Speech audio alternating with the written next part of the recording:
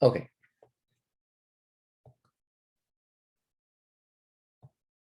Now, one of the questions that I gave you was to determine which orders had a higher total amount due than order number 1008. So in order to solve this problem, we need to figure out how in the world will we calculate the total amount. And since orders are also involved, so when we start looking at the tables, we realize that we have items with unit price, which is the retail. And then when people order, there is a field called quantity.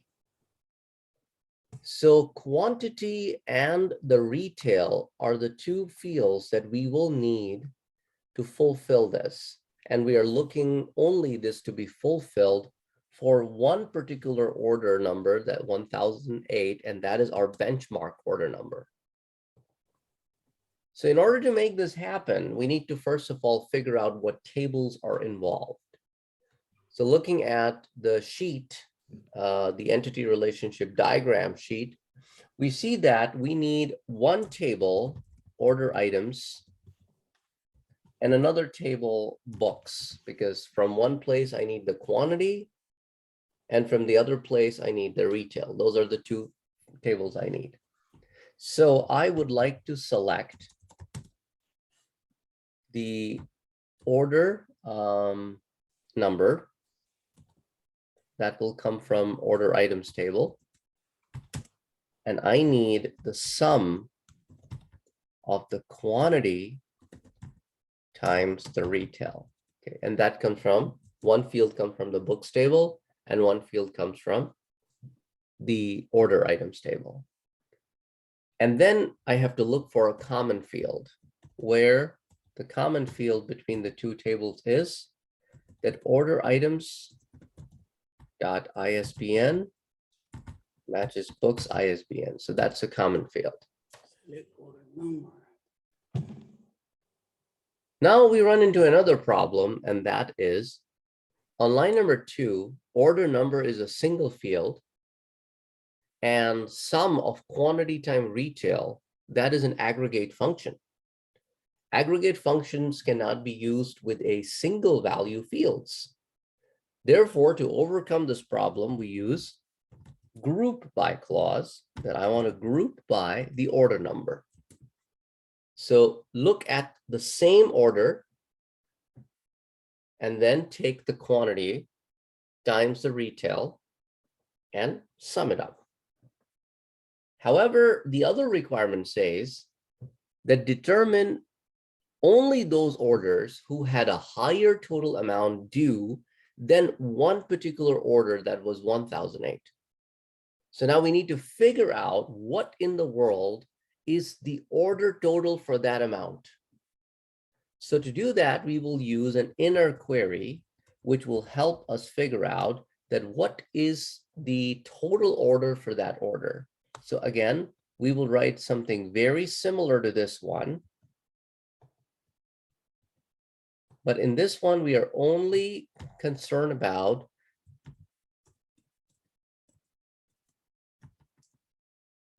the total order, and we are only concerned about the total order for only one person, and that is the one that has an order number of 1008. So this is my inner query, where I'm figuring out what is the total amount for this order number. Once I figured that out, I need to now join the two queries. And I need to go back to my problem again. Determine which order had higher total amount due. So higher total amount means greater than. And total amount is calculated with this formula. What clause should I use over here? I already used where clause. I already used group by, so it has to be a having clause.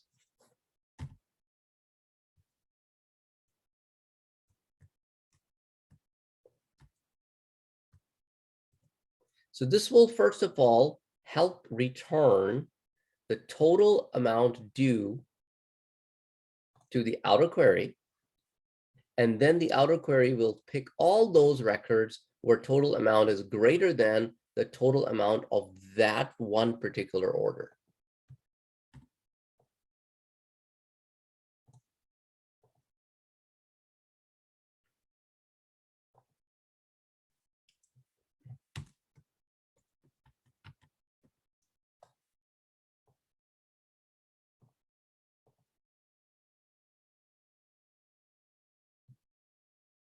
So if you scroll down through the list, you will see that some of the order numbers are missing. And those are the ones that didn't meet the qualification.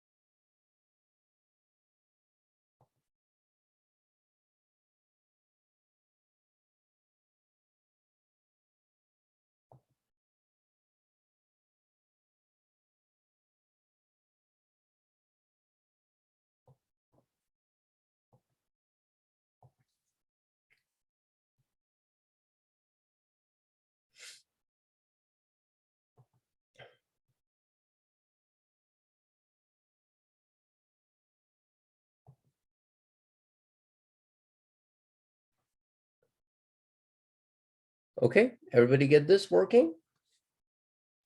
Yep.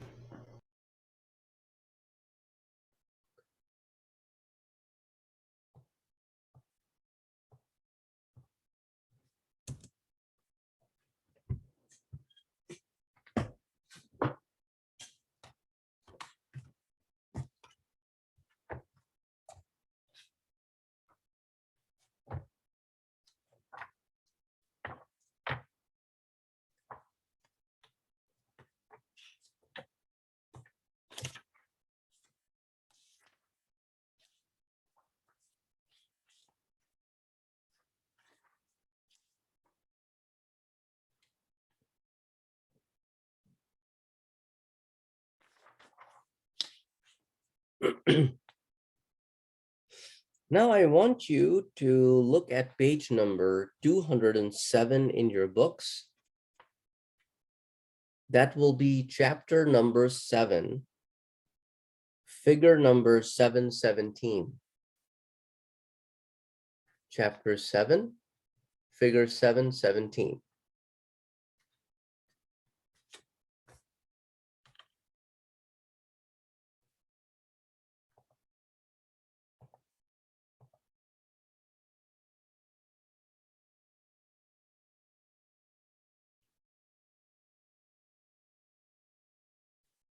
Okay, everybody was able to locate it.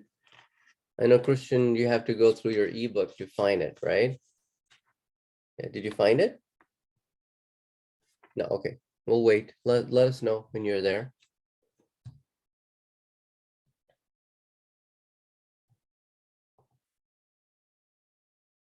There it is. All right. Okay. The rest of you are okay? Jose, are you also in the process of looking? Oh, I can't hear you.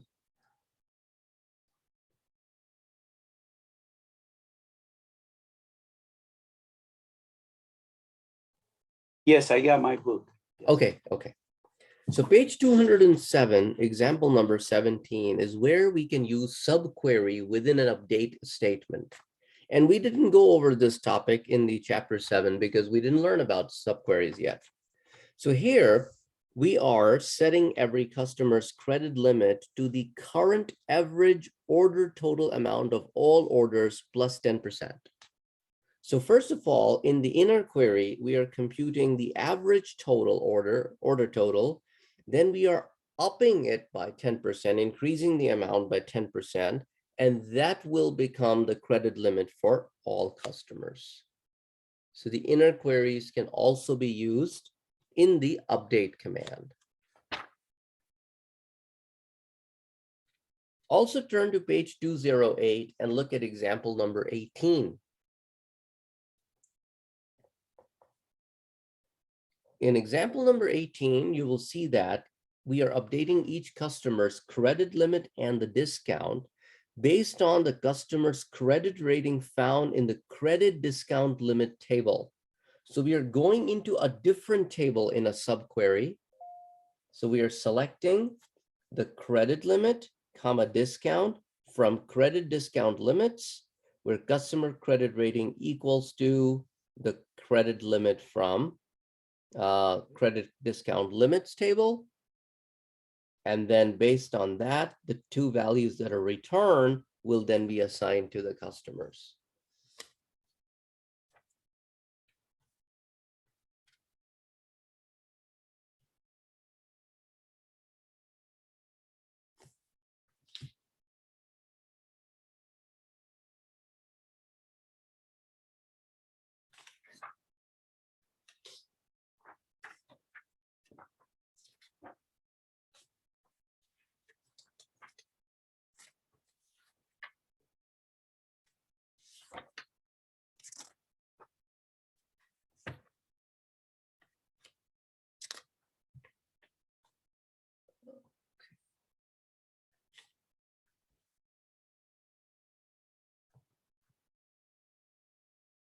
And in the SQL script in ERD, that's where I shared with you the textbooks database script. Remember, you guys ran that script?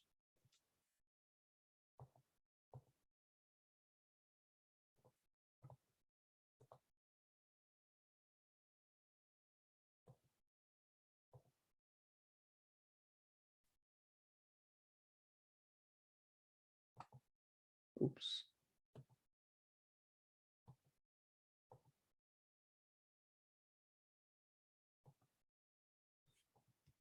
And these are the tables that were the tables in that one, because we just added the word final as opposed to the tables in the book. So we had customers final, orders final, and stuff like that.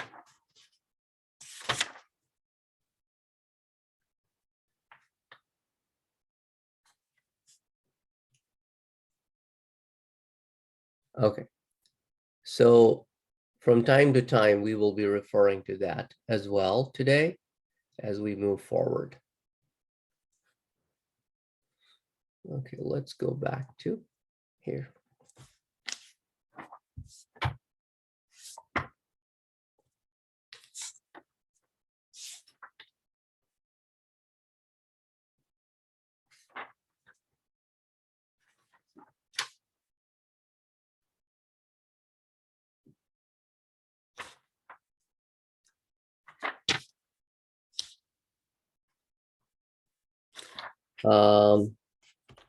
Can you guys turn to page 263, chapter number 9, which is figure 918.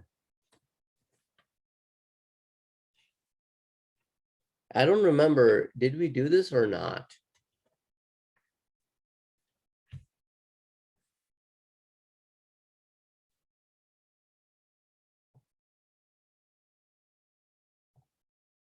Yeah, I think we did. Okay. Okay. So where we had 3 levels of nesting, the innermost return it to the middle one, and the middle one return it to the outermost. Yeah. Yes, we did do that, I think. Okay.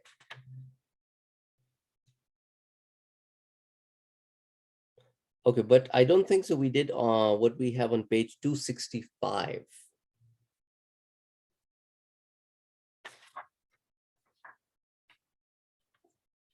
Figure 919.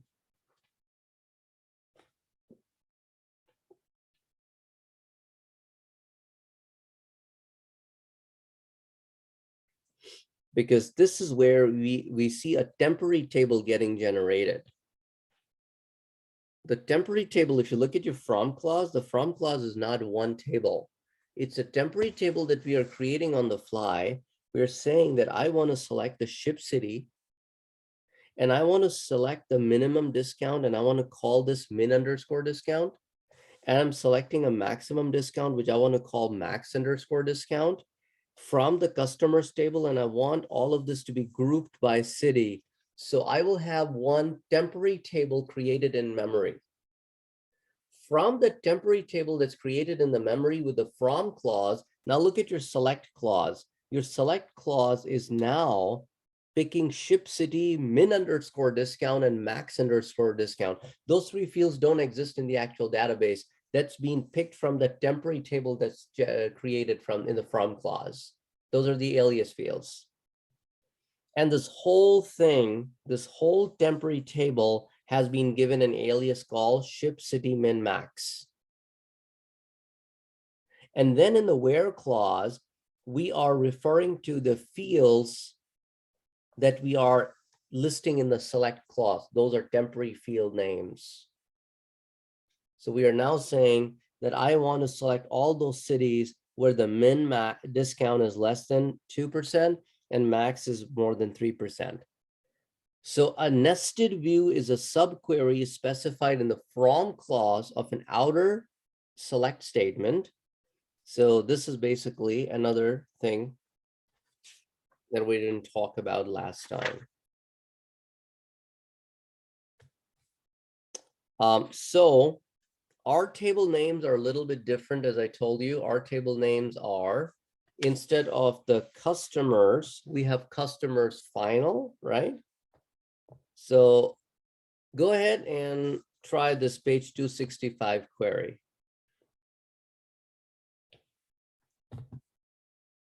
Example 14.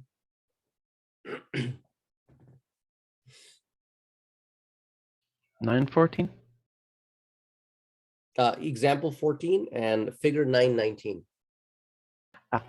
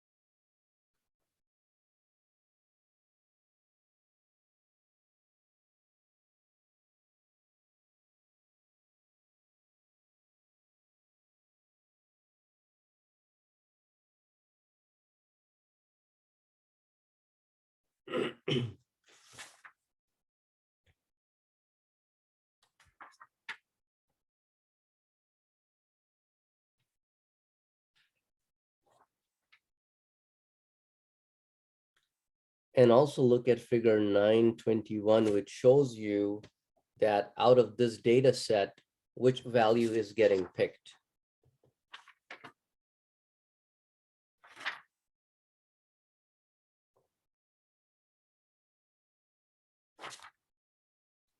And Boston is the only one that is getting picked because Boston is the only one whose min discount is less than 2% and max discount is more than 3%. Nobody else qualifies to meet that criteria but Boston.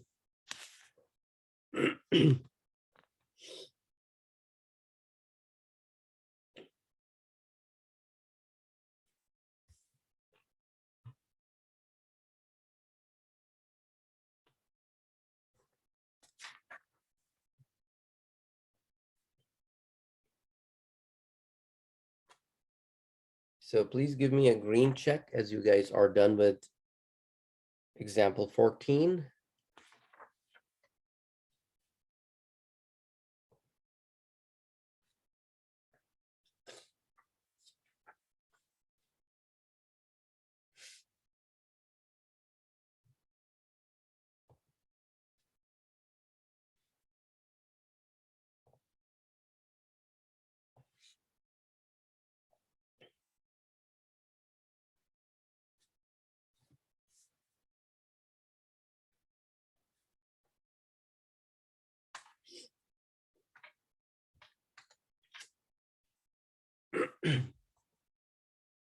Okay. Now, if you look at page number 267, which is example 15, figure 922, you will see that the same problem can also be solved without using a nested view. The author only showed you the nested view so that you know that temporary tables can be created on the fly, just like that. But what he's trying to show you on page 267 is same stuff, that you directly use the fields in the select command from the table, you group by the ship city, and you basically push your selection criteria instead of where into having, because you have to select after grouping. That's why it will be solved with the having clause.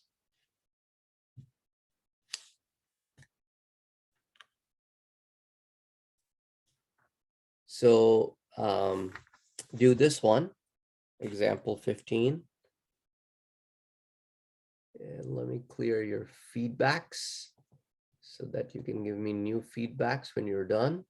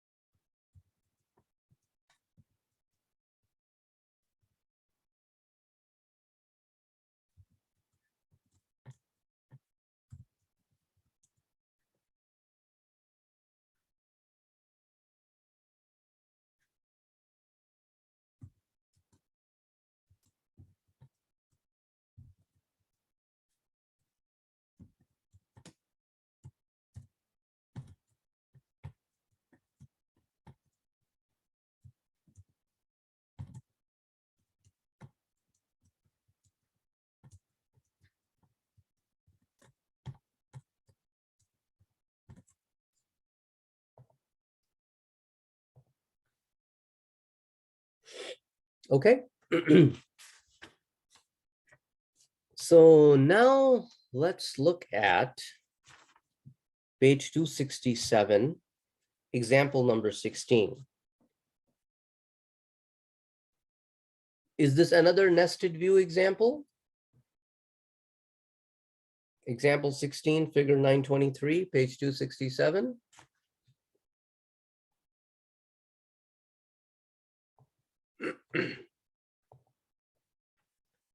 Look at the from clause. We are generating a temporary field called ship city, and the maximum discount for all the customers in that city. So it will list all the city names and the maximum discount received by each customer, each ship city. And then in the outer query, we are selecting the maximum discount, which is a temporary field we generated in the nested view. And we are also counting how many cities are there. So what we will get is that for the max discount, 5%, there are 3 cities. For max discount 10%, there's 1 city. For max discount 1%, there are 4 cities, and so on and so forth. So after we create a collection of ship cities and their maximum discounts, we are now grouping them in the outer query to figure out that which cities, how many cities are there for each max discount amount. That's what we're doing. And then we are grouping it by max discount in the outer query as well, because max discount is a single field and count asterisk is a aggregate function. So as you can see, max discount, which is treated as a single field in the outer query, is not really a single field in the inner query. So an aggregate field in the inner query became a single field in the outer query. Is everybody following that?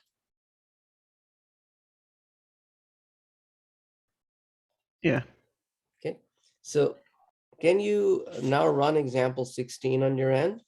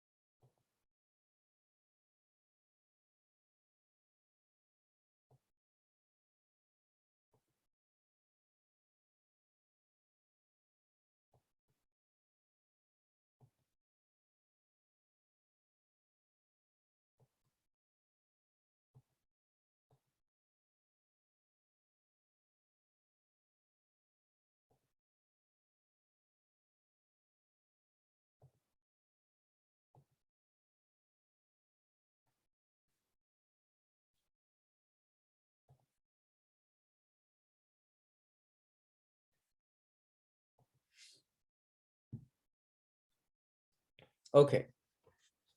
Now let's turn to page 269 and looking at figure 926. It is also possible for you to create a temporary table and give it a name. And then later on, in the same block, you can write a separate query in which you will refer to those fields in the temporary table, as opposed to doing a nested query kind of stuff or a nested view kind of stuff. So look at example 17. We can use a with keyword, and we can create a temporary table. For example, here we are creating department underscore employee underscore count. This named block is what you can call it. In this named block, we generated two fields, department underscore code and employee underscore code count. And both of these fields are based on the two fields in the actual employees table. So employees table, department code was given to department code, and count asterisks was given to employee count. So we created this temporary named block with two fields that had the list of values. Those list of values you can see on the next page, on page 270, figure 928, that what are the department codes and what are their counts. Now, coming back to page 269, figure number 926. Now we are selecting from those two fields that we used in that with block, department code and employee count. From department employee count, that's a temporary name that we gave to that with clause table. So now we are selecting those two fields from that table where the employee count is greater than the average employee count of the department employee count table. So you can actually create a temporary block, and then from the temporary block, you can write a select command, and this will all be in the same select statement. Will not be two separate statements, but this is how you can refer back and forth, and you can avoid having to create nested queries, too deep nested queries. So here in this particular case, of all the departments, the null, VG, IT, and MA are selected because those are the only one where employee count exceeds the average employee count.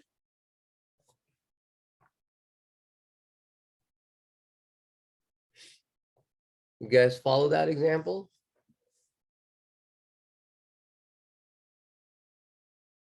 Okay, so try that example now, example 17.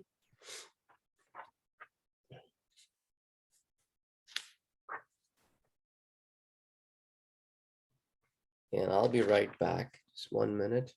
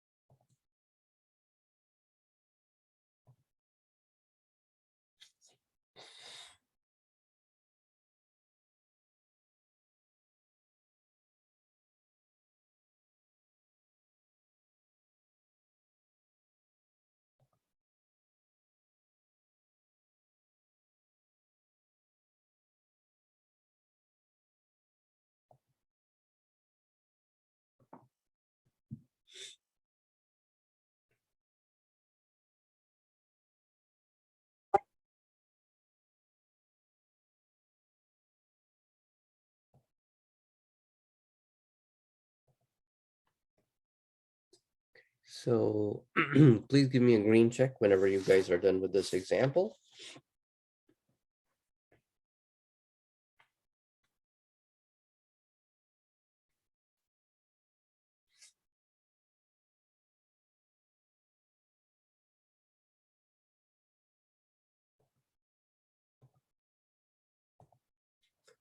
Okay, so with that, we will now move on to our next topic here, which is chapter number 10,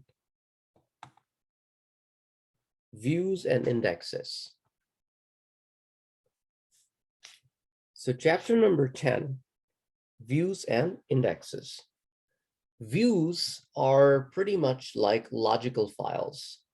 Logical files, if you remember, you should remember, borrow data from one or more physical files, and then they represent that data to you. So they're actually a window into an existing data in another source or multiple sources. We have used logical files in the past to join the data coming from multiple physical files, because with physical files, you don't have the primary key, foreign key relationship as we have in tables. So view is pretty much like a representator of a logical file in the database to some extent. However, it has all the capabilities of SQL, which logical file doesn't have. So a view is an object, because it's an object-based operating system. So it's an object that stores a query. So it only stores a query, doesn't store the query result. It only stores a query select statement that defines an access path to data stored in one or more tables. So anytime you query a view, it will run the query's results, it will just present to you. So that means if the table's results change between the two run of the same view, it will show you the updated data because it doesn't hold any data. A base table is a permanent database table that contains the actual data. A view or stored query is a virtual table derived from base table. Once a view is defined, it can be referenced just as any other table in the database. So it's an extremely cool thing if you have a bunch of people who want access to limited data in your database and you don't want to give them the access to entire table. You can create a view with a limited access and give them that view to work with. And they wouldn't even know that they're working with a view. Since a view is the result of a stored query, it does not contain any data in itself. Instead, a view provides an alternative way to access the data in the underlying base tables. The view lets a user decide which data are to be retrieved from a table or tables and the format in which the data are to appear. Views can be used to, and these are some bullet points I want you to read the bullet points at the bottom of page number 273 and at the beginning of page 274, and then also read the advantages of views. So pages 273, 274.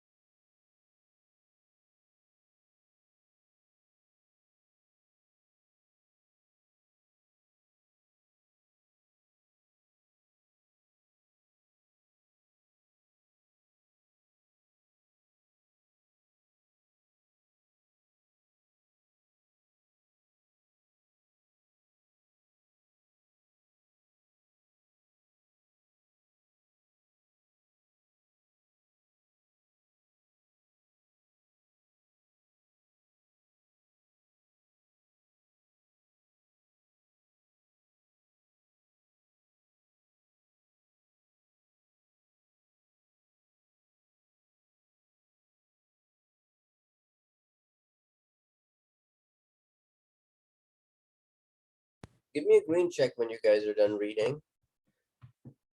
So then we will move on to doing some example with views.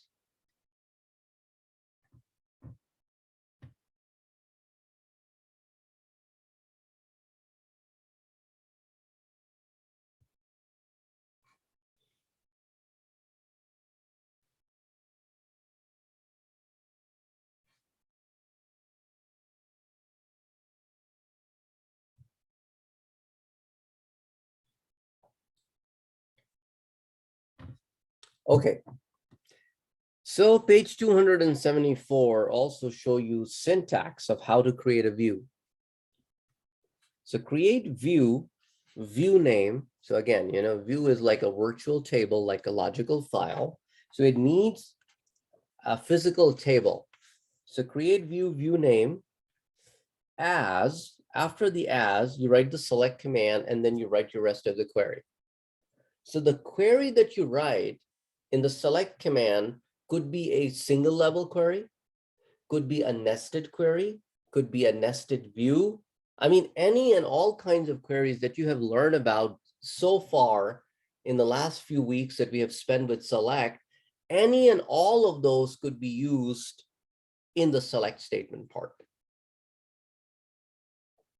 Okay. So Cameron, as you mentioned 2 weeks ago, yes, we will still work with the select. Select is one of the most used items in SQL. The entire data set runs on select commands. Anyway, do we have somebody else who joined us? I see the list increased. Yeah, it was me. Hey, Thomas, how are you? Oh, just fantastic. How about yourself? Good, good. You missed the first part where we went over completion of nested queries. So now Okay. we're going into the views.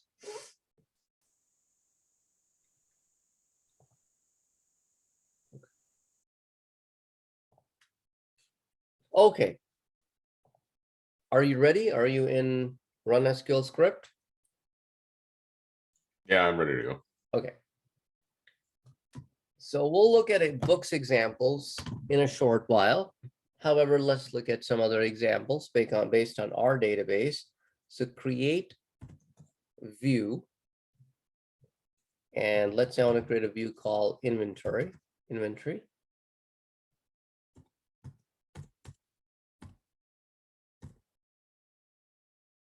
So create view name as, followed by your select command.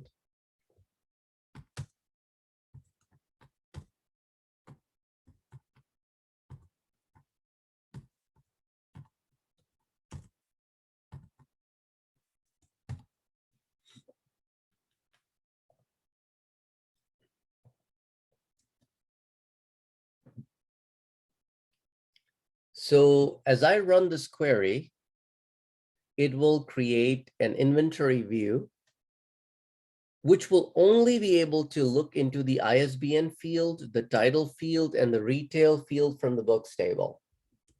So if I give that inventory view to anybody who wants to look into those three fields only, without knowing, they will think that they are working with a table, but in reality, they will be working with the view.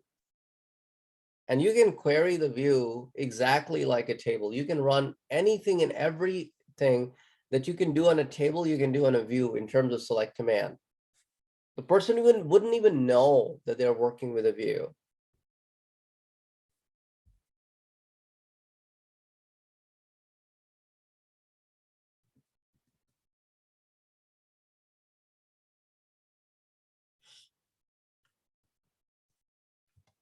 You can also alias any table columns in views. The benefit of doing that is, to the person that you grant that view, to them that field will be called that. So if you think that behind the scene fields are not very self-explanatory or have multiple context, and the user that you're giving access to the view is looking for that particular context or is familiar with that particular name. So what you can do is you can grab that view. I'll just use the same view and change its name to call it inventory 2. So let's say instead of retail, I want it to be alias price.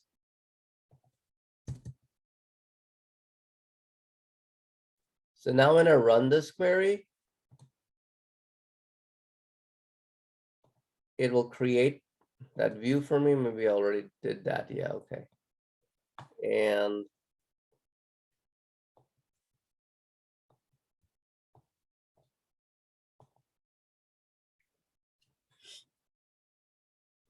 And here in this view, that same field that was called retail in the books is now called price.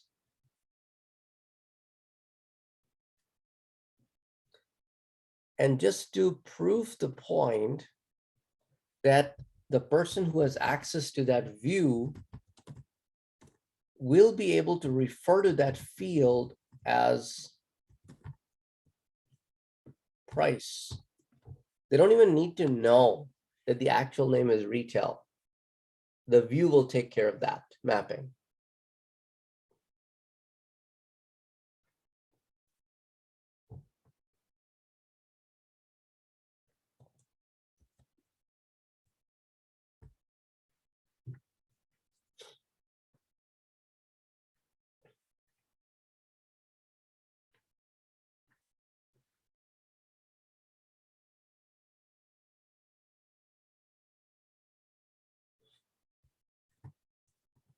Can I alias multiple fields?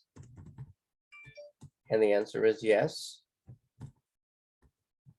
Do I have to alias them in the select command? The answer is no. You have seen how to alias in the select command, like here on line number 16, But with views, you don't necessarily have to do that. I'll show you an alternate way to alias. So let's say if I'm creating a view here, the inventory 2, let me copy that, inventory 2. Let's copy this. And let's paste it here as inventory 3. Okay. Let me put as select line on the new line. And let me tell you another way to alias. You can list whatever names you want in the line of the view name. You can say, I want them to be called book underscore ISBN, book underscore title, and book underscore price.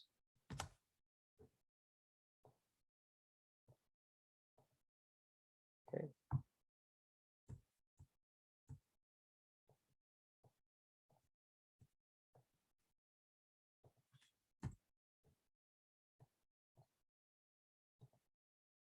Okay, so that's what they will be called.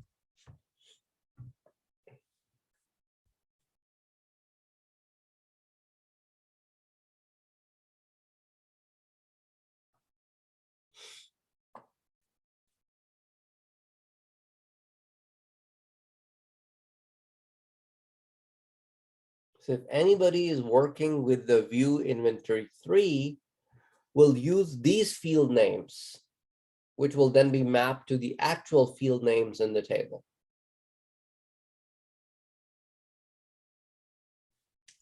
Did you say this way of aliasing comments was views only, or columns was views only? Yep. Okay.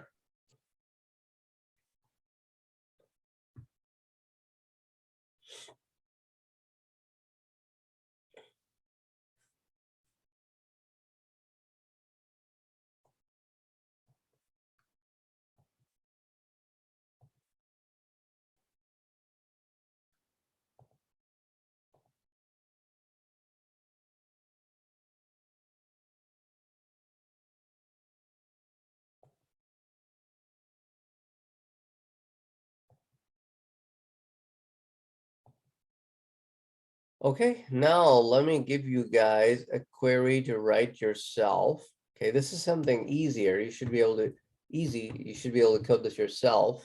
This has nothing to do with the view. I just want you to write a simple select command, which will do this.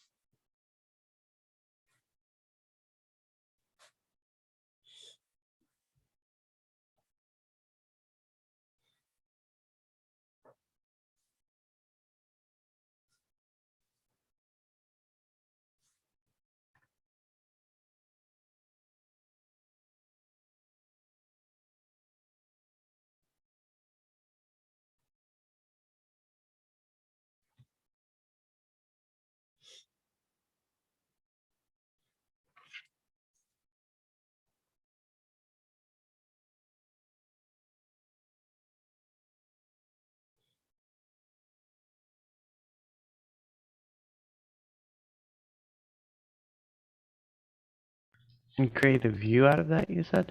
No, don't do anything. Just write the select command. Oh. Yeah.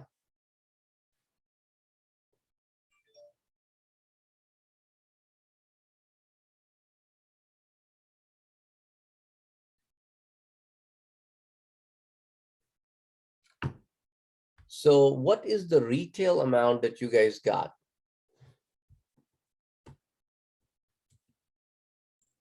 $39.95. 39. And what was your select command? Select retail from books where title, like, percent, poem, percent. Very good.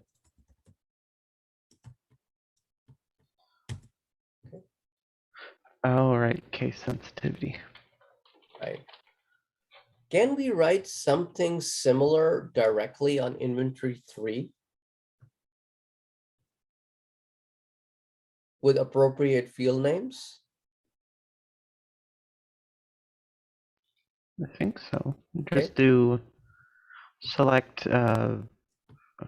select book underscore price from inventory 3. Leave the rest the same. Book Or- underscore price from inventory 3, 3, and then just book underscore title instead of book title. underscore title, inventory 3.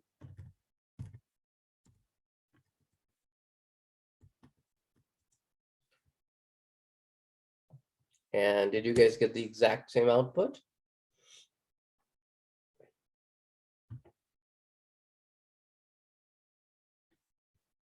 It didn't work for me.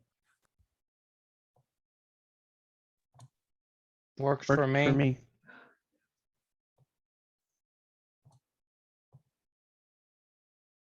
Should work. The- Oh, I had my field name wrong. Oh, okay, okay.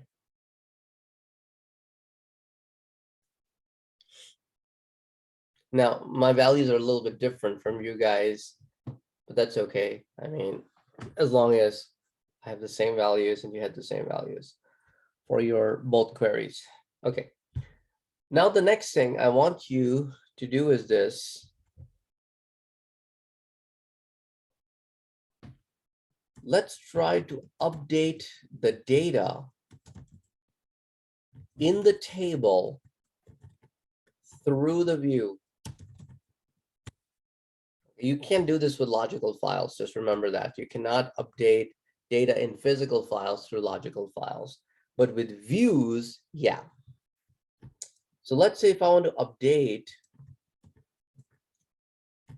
inventory 3, set the retail to $45.99, where book title is like poem.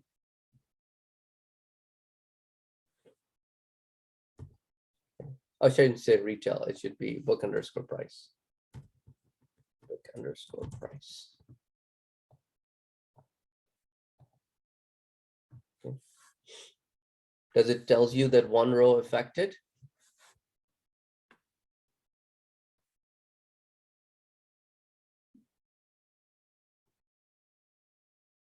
Yep. Okay. Now I want you to rerun line number 31 to see that the price is now changed from $39.95 to $45.99.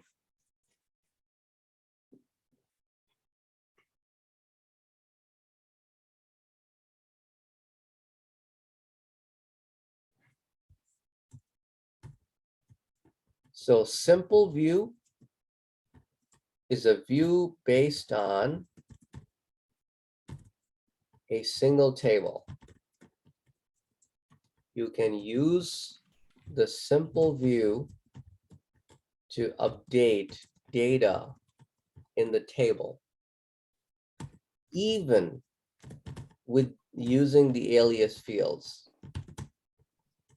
See, in this query, if you notice, I used alias fields to update the data, right? I didn't use the actual table fields, but all the mapping will be done by the view itself.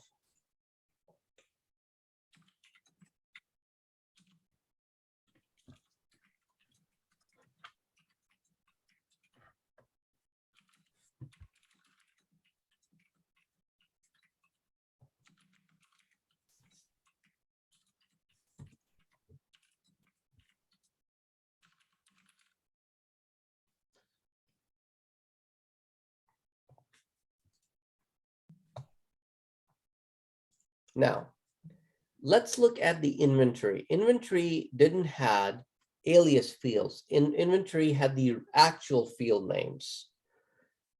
So let's try to update using inventory. Inventory.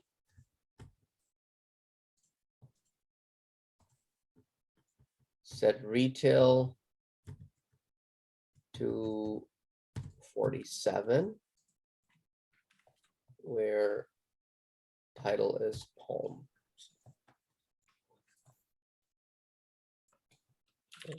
And that will also work just fine. So it will work if the field is aliased or if the field is not aliased. Either way, it works just fine.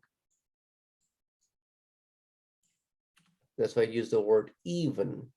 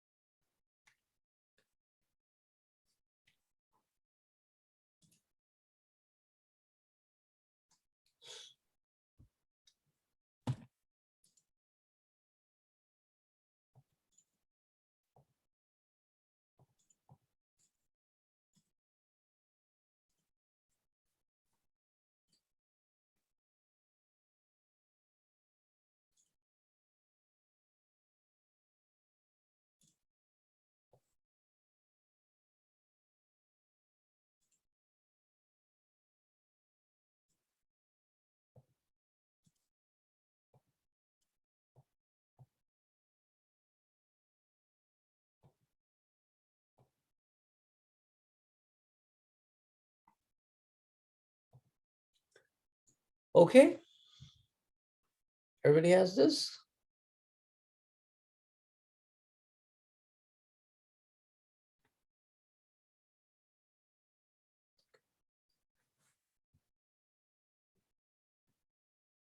Mason, William, Thomas, Christian, and Jose. Sorry. I believe William is the only one who is behind, maybe still catching up. Okay, got it. Okay, cool. Okay, having said that, let's learn how you can remove a view. So you can say drop view inventory.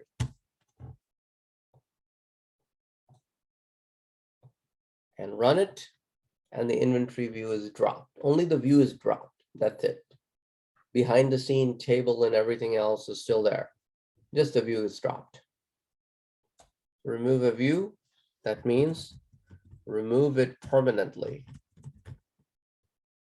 Because whenever you drop an object, the object gets removed permanently.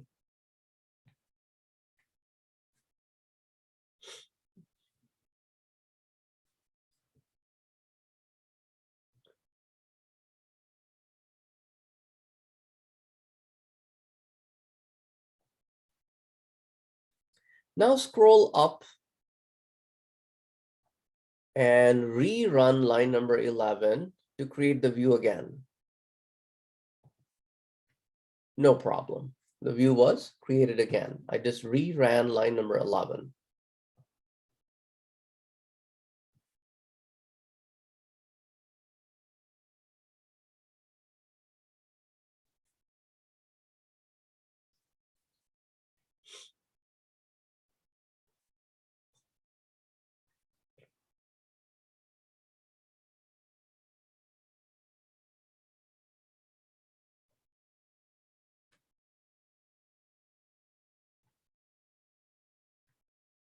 Now, can you try rerunning line number 16 and tell me what you get?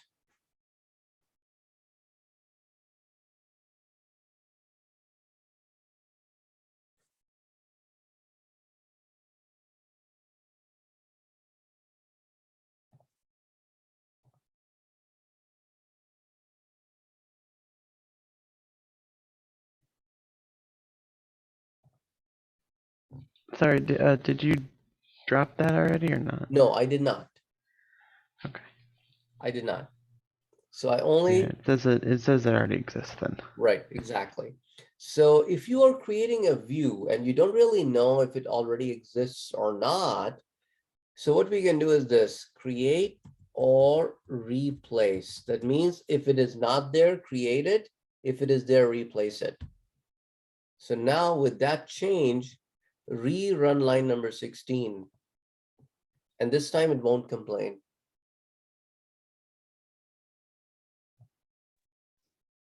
Could you use replace to replace a table? No.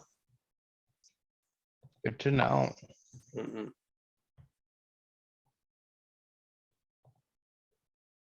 Create or replace command doesn't work with all objects.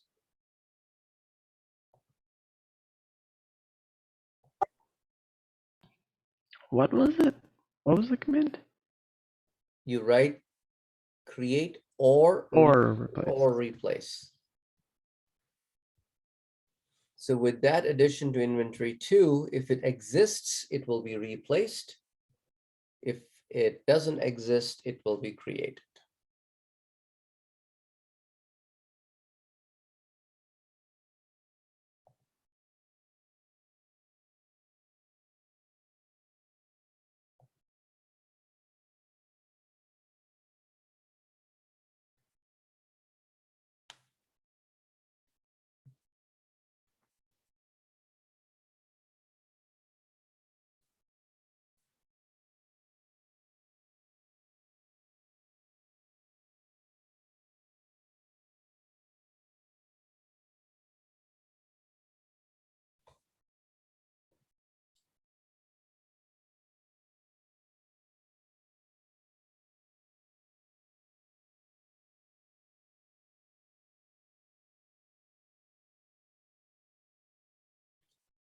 Okay, everybody with me so far?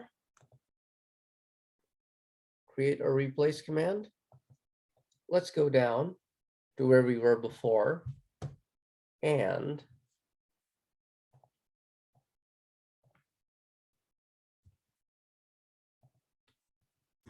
using create or replace command, I would like you guys to create a view called outstanding, which will do this. And then when you are done creating it, run a select command to view its contents.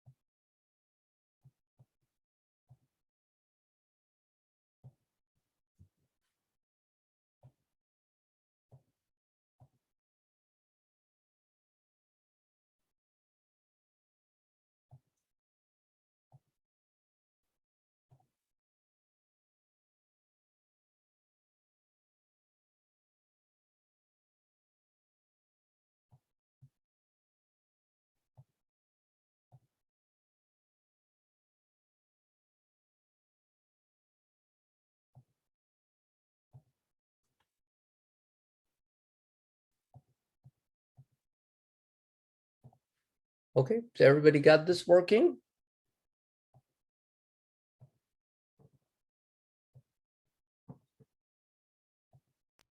So I believe you guys have something like this, Mm-hmm. and then you type select star from outstanding.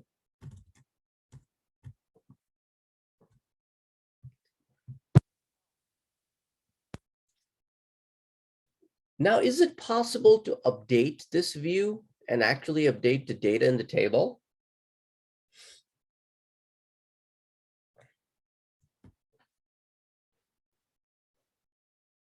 It should be, right? Okay, so let's do this. First of all, I want you to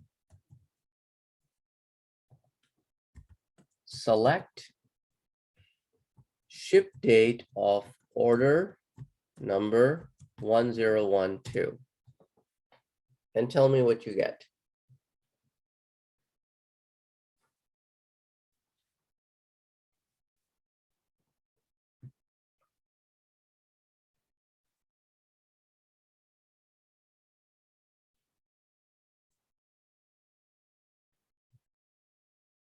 I got null. No, so that means for that field, the ship date is null. That's why that field is viewable through this particular view, because this view only has those orders whose ship date is null, right? So instead of giving user access to the entire data set, we have given user access to only one view where only those entries can be found where the items are not yet shipped. Make sense? Okay, so now the user doesn't have to write that where clause query. All they need to do is select star from outstanding, and they will only get those orders that have not been shipped or have ship date equals to null. Now, what I would like you to do is I want you to update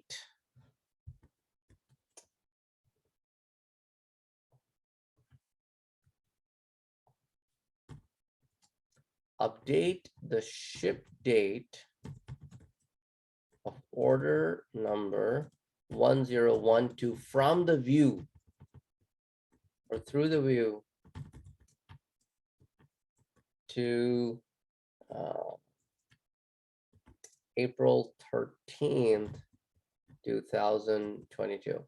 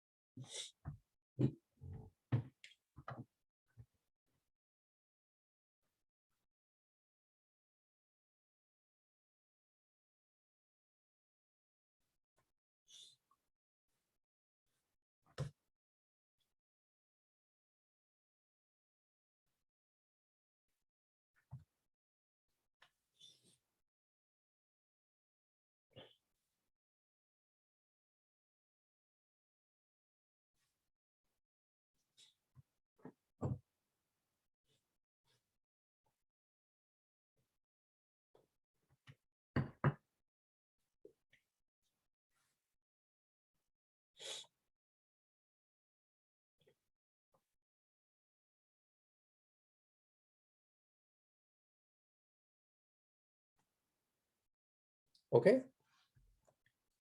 So were you guys able to update it? Yep. Can you now rerun that select command I asked you to write on line 56? Can you still pull out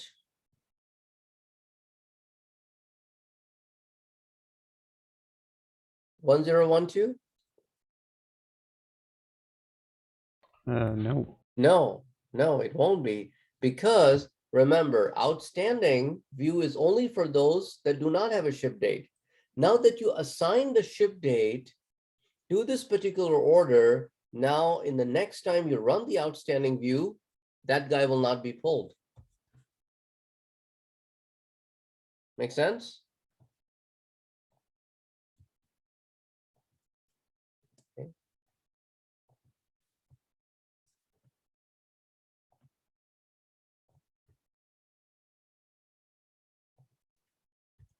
So after I run this query,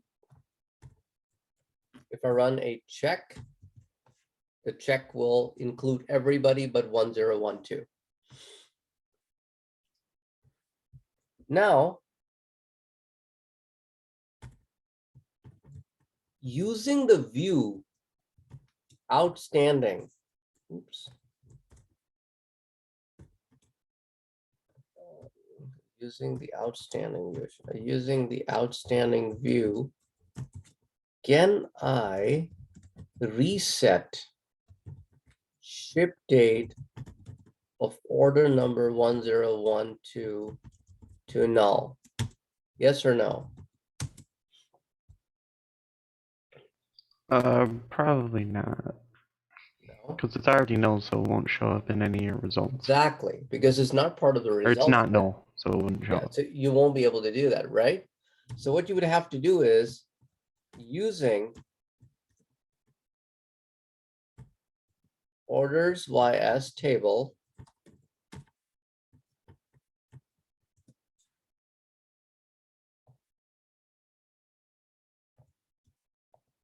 do this. Using the orders ys table, set the ship date of order 1012 to null.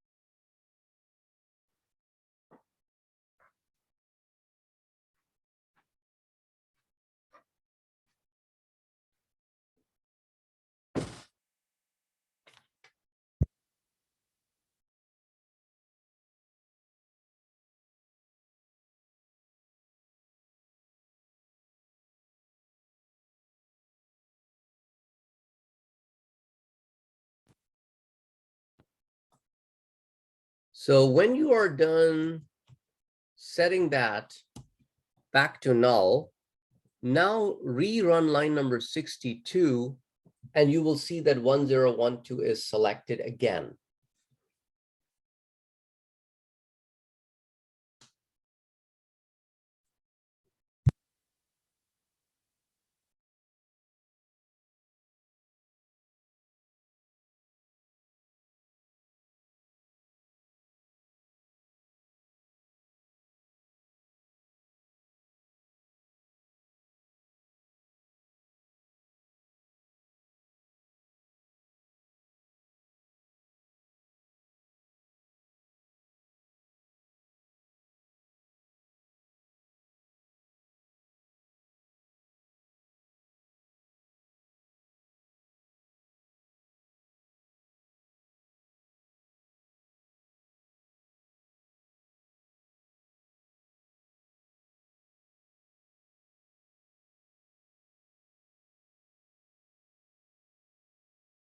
Okay, everybody get to do that? Yep. Okay. Now let's scroll back up and let's copy this outstanding view and let's paste it down below here.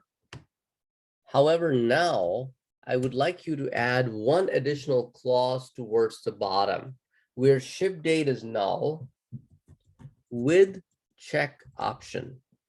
I'll tell you in a minute what that does, but for now, create it with check option.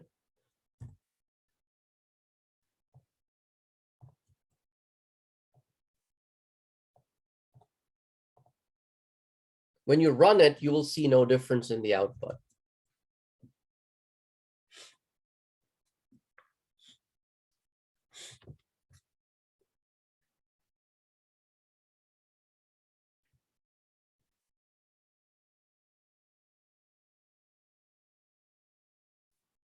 Correct?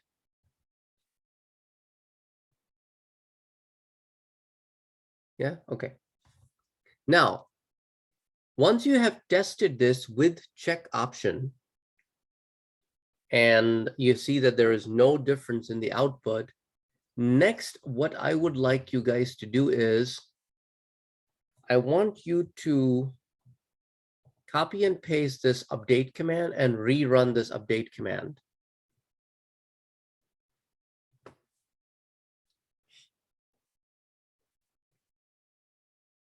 What happens now? Oh, okay. Because the result wouldn't match the No, view, it won't let you do it. no, the results should still include 1012, right? Isn't 1012 not? No, I'm saying like it because it says insert or update not allowed because the resulting row does not satisfy view definition. Right. So with check option will block you from updating or inserting data through the view into the table. So it creates a read-only view. So if you want your user to be able to update or insert through the view into the table, then you do not turn on the check option. But if you want your user to not be able to do that, then you can turn on the with check option. Okay.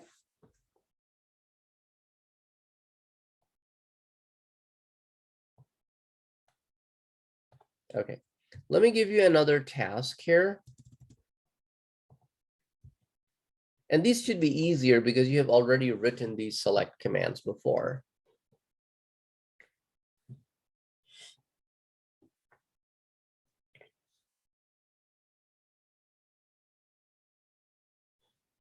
And whenever you're done creating a view, always check by selecting all from view.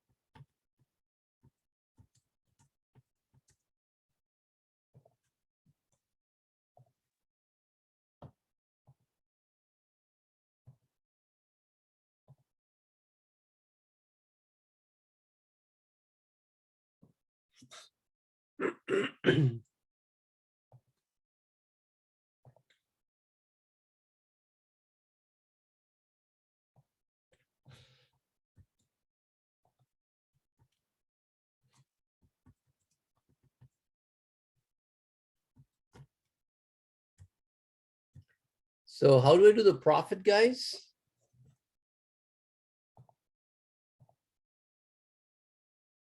Retail minus cost.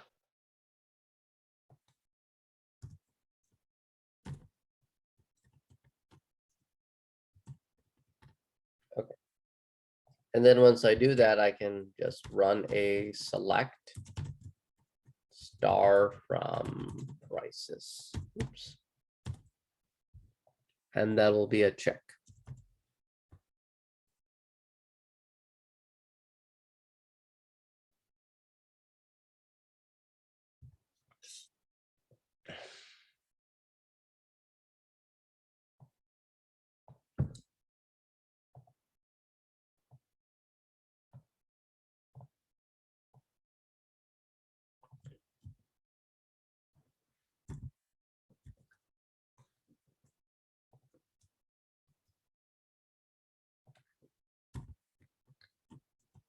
Using prices view, can you display details of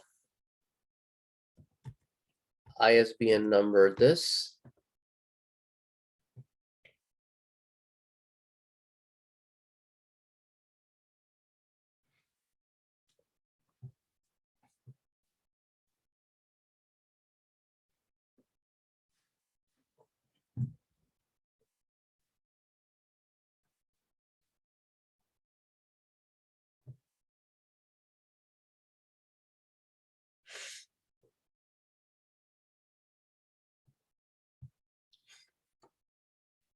Yep, that worked. What is the value for the cost?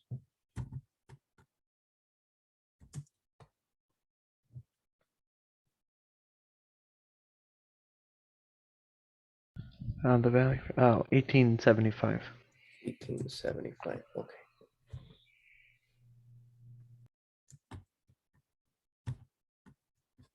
So using prices view, update the cost of ISBN number so and so to 1978. And then check.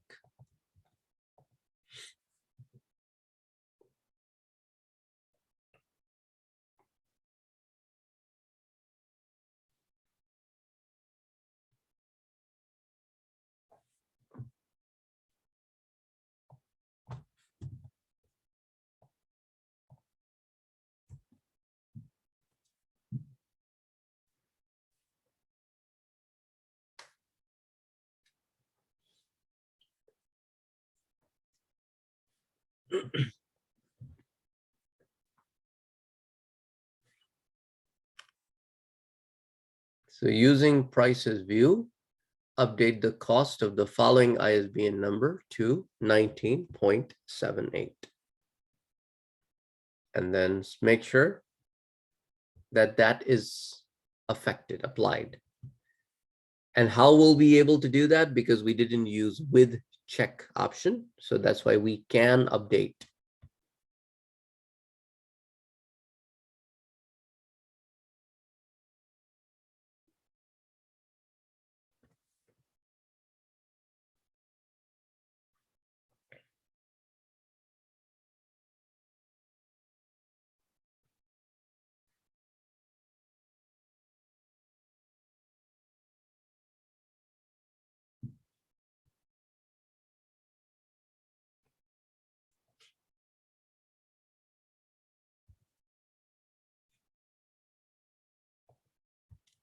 So the following query, update prices, set cost to 1978, where ISBN is this, will do the job for you.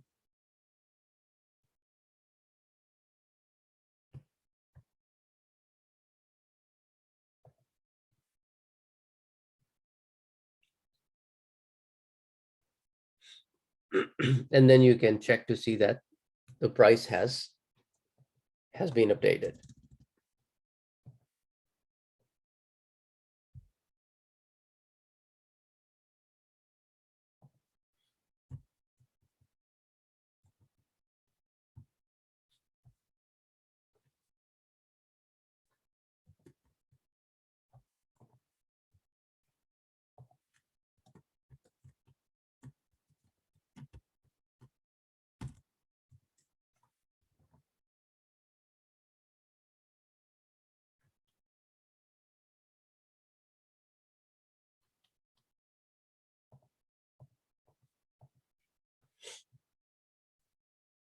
So far, so good, everybody with me? Okay, now the reason I ran line number 97 was to make sure that how many fields I have in the books table. I have total of 7 fields. So what I want to do is I want to insert a new record in the books table, and then I want to go back to my prices table to see prices view to make sure that I can see this new book as it came in the books table, to show you that view always queries the table. So I would like you guys to insert the following record in the books table. What you see on line 99.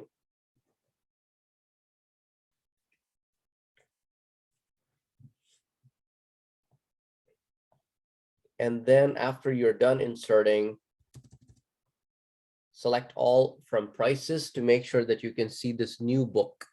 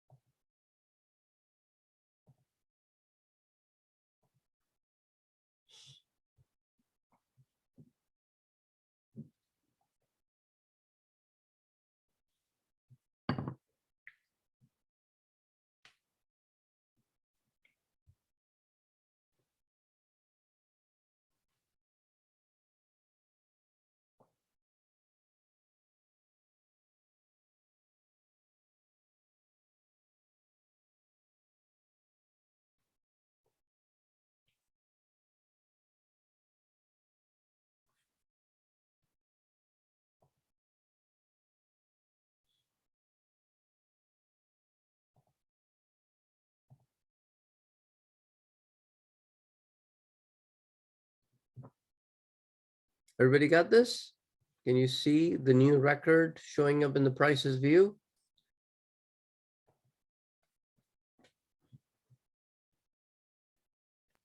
Yeah. Okay.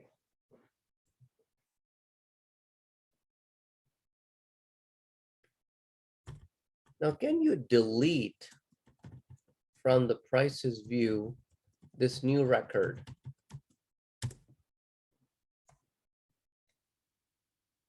So using the prices view, run the delete command on that record.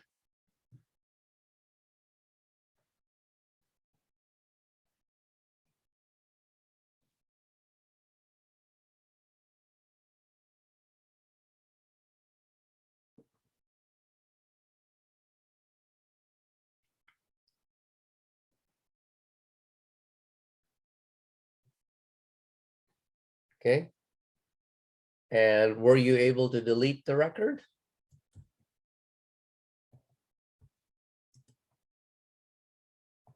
You can check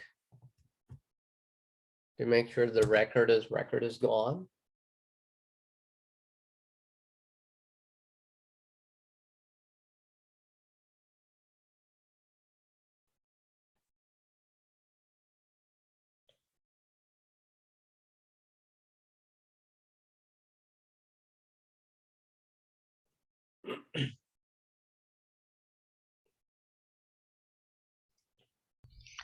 Yep, it is gone.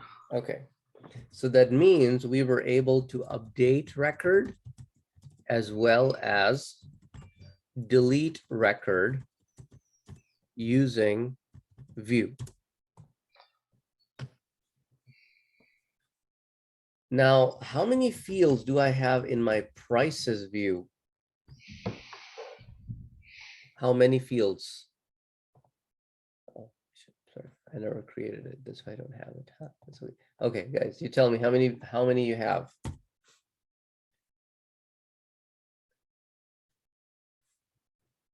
How many in the view?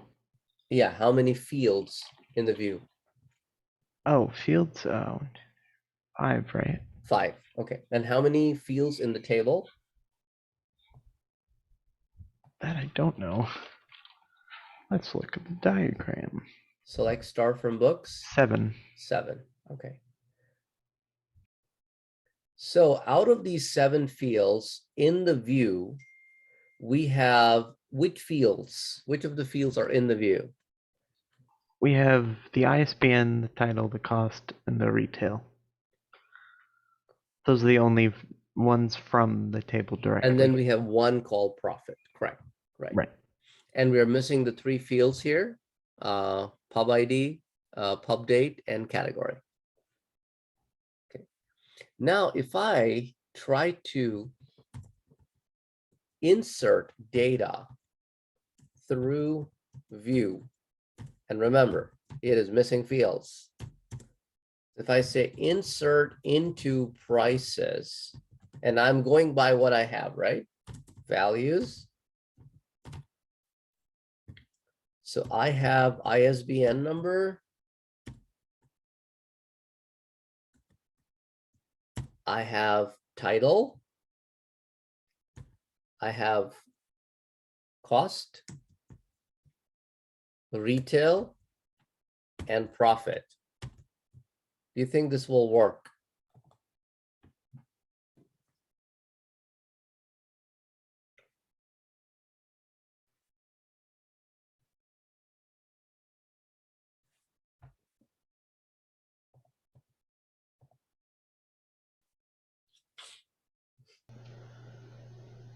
I think it might. Okay. Let's see if your might is right.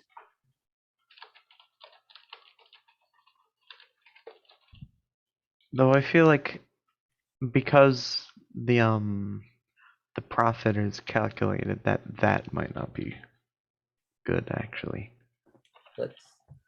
Let's see what you guys get when you run the query.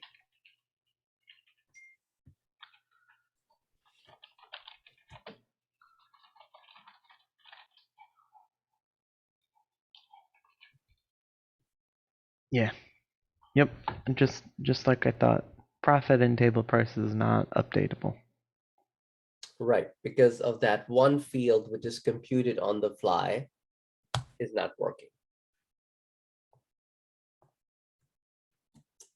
Okay, once we've tried that, so we got an answer of no. Okay, let's try with a slightly different view. Create this view, which is like prices. I called it prices 2, but I am not using any computed fields. It's ISBN, title, cost, and retail.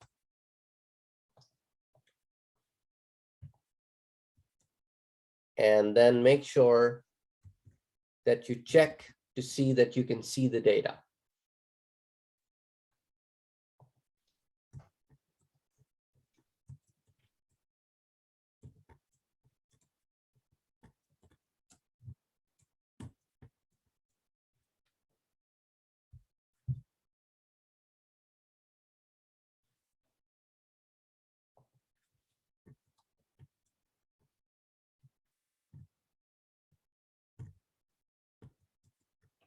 What happens if you just were to not specify the computed field in the insert?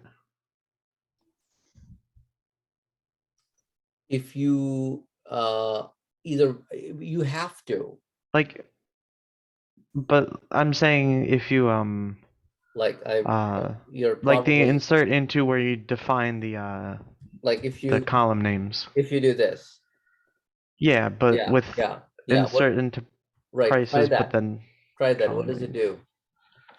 Let's see.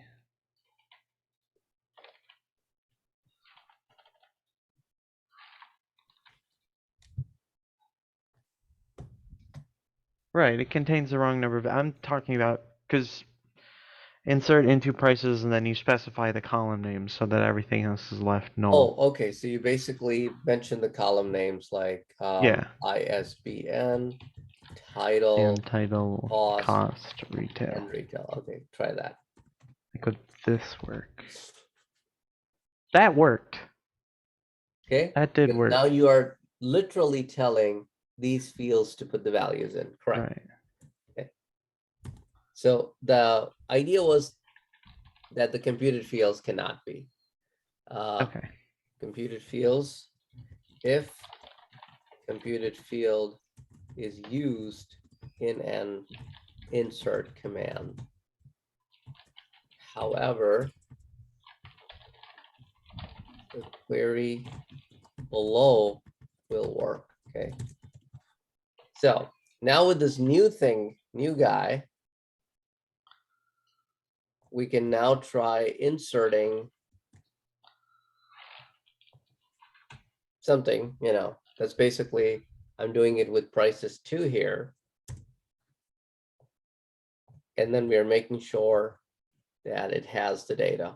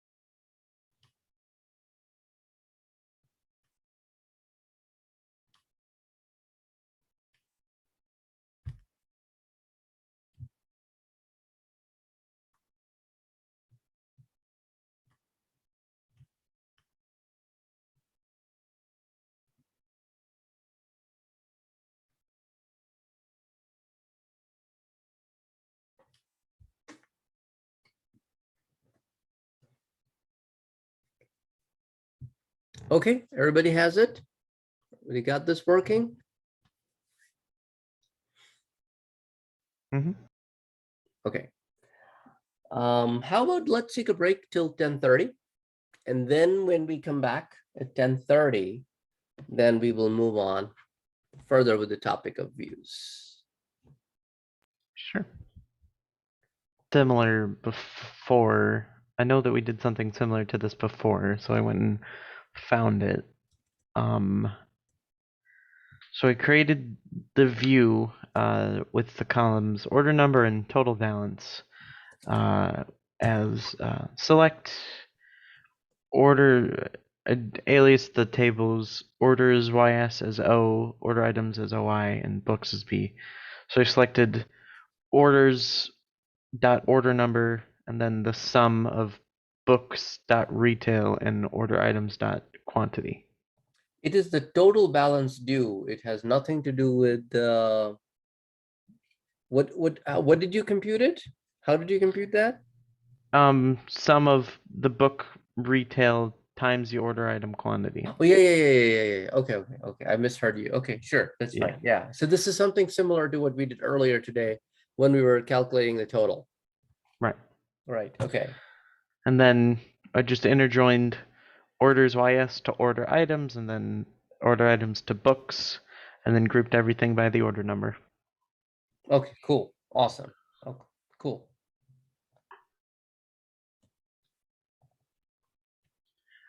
I wanted to add the customer number, but I couldn't figure out how to do it. Here you go. Is it really just you add the customer number as well? That's it. And then you have to make Huh. sure that you also write that in the group by clause. That's it. Yeah. Yeah. Let me try that. Customer number. Customer number. Yeah. All right.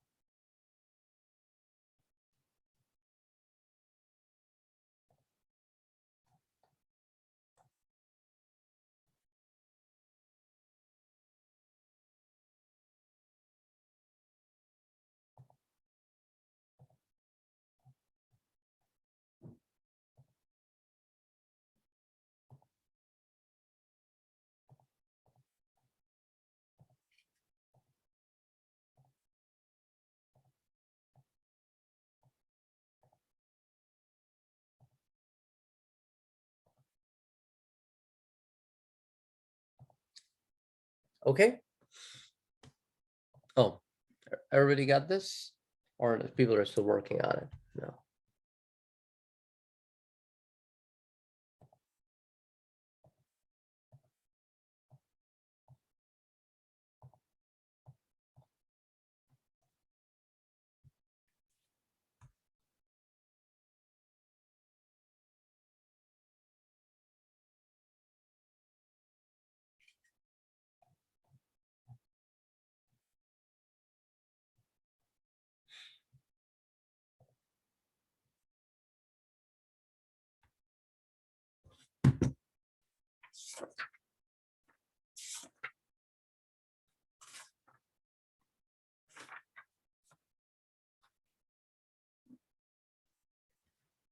The next topic in chapter number 10 is indexes.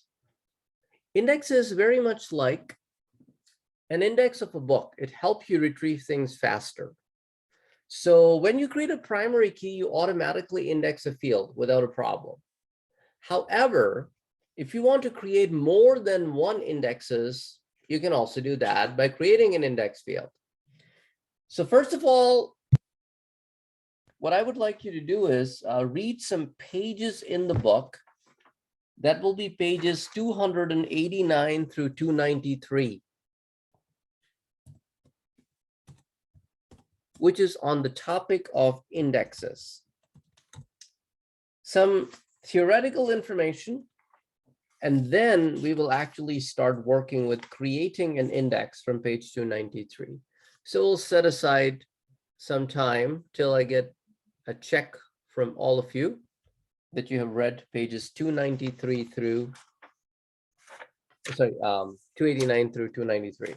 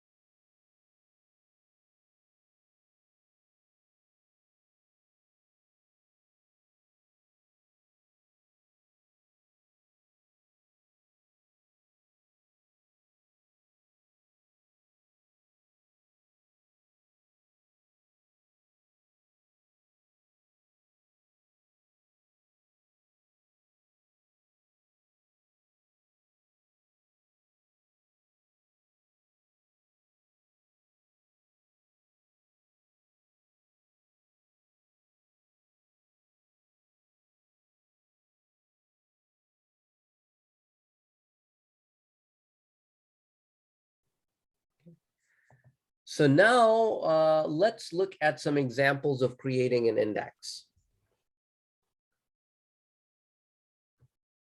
So create index.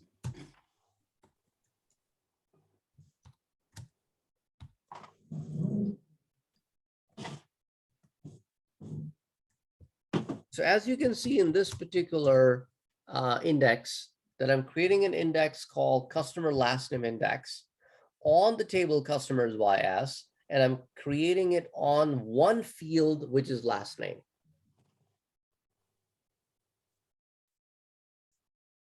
Okay.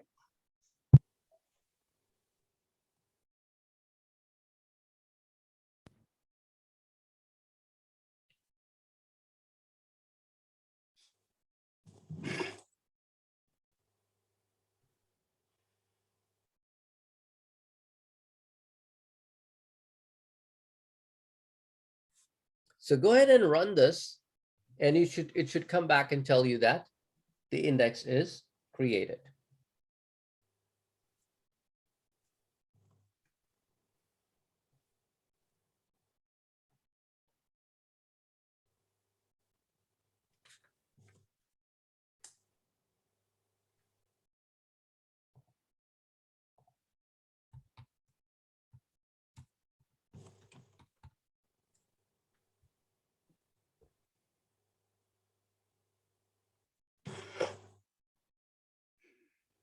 Okay, now this was with one field. Let me copy this and paste it, and let me call this one just cust name IDX with a major and a minor key. And this will create it on two separate fields.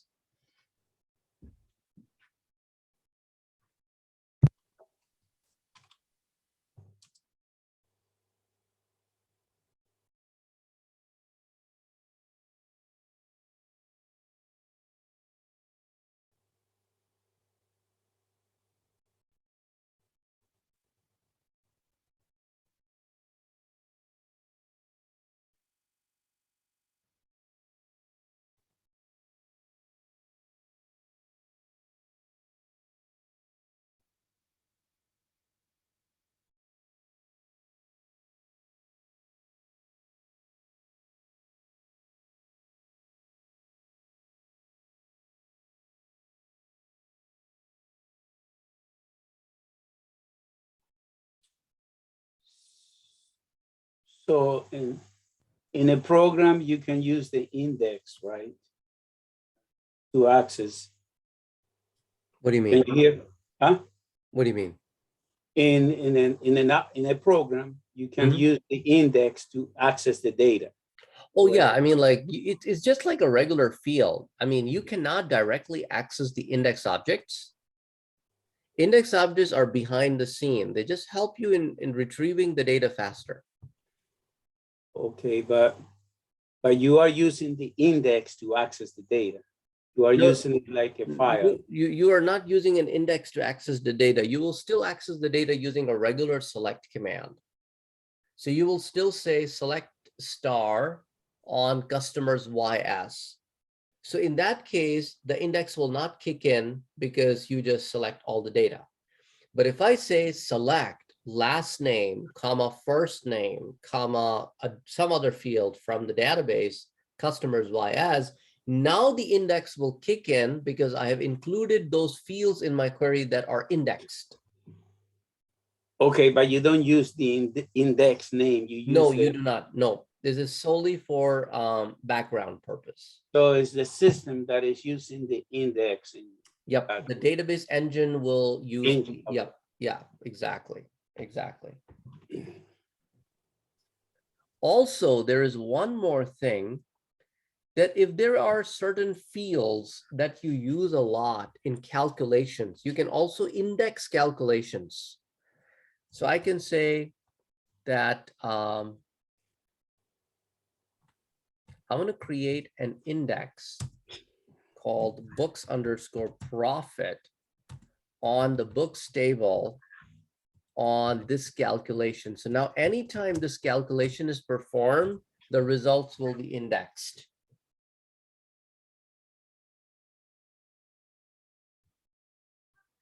Okay, so that can also be done. The create index books profit. So again, this is behind the scene. If that calculation is part of the select command, then the index will kick in and the performance will be better. So is that dynamic then? So every time you calculate it, it writes it into the index, so it always knows in the future? It doesn't write it into the index. It's pretty much like every time you have new records created, then they are indexed. Every time you have an update of a record, then that the index gets updated. Anytime you have a delete, the index gets updated. If that's what you meant by writing, is that what No, you- I mean, in this particular case, how does the index help with knowing what the formula or what the answer to the formula is? Because I Okay. understand it if it's got data to go through, because it just says this is on line whatever. But if you've got a formula, how does the index help with that? Okay, this is how the index help with it. The fields that you used in the formula, those fields are indexed. Oh, okay, I get it. Okay, so the retrieval rate of those fields will be faster. Because they're direct pointers to those fields. So the only way that you can compare the index to a logical file, you can say that the index has a key as well as the logical file. But in every other respect, they are different. Yeah, yep. Because you can use a logical file to access data, but not an index. Yes. I mean, the logical file name in SQL, Yep, the logical file can have a key which is different from the key of the physical file, and that Right. helps it, yep, have its own keyed access path. Absolutely, absolutely.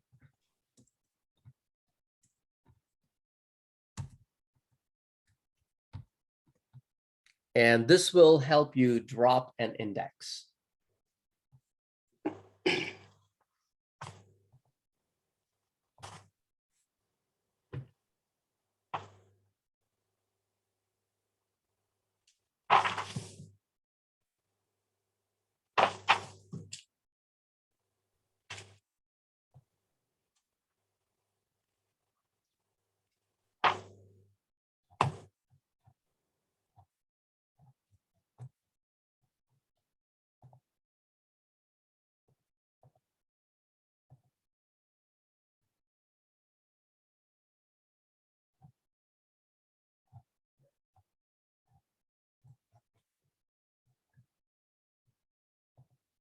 I am sharing with you guys an article in the chat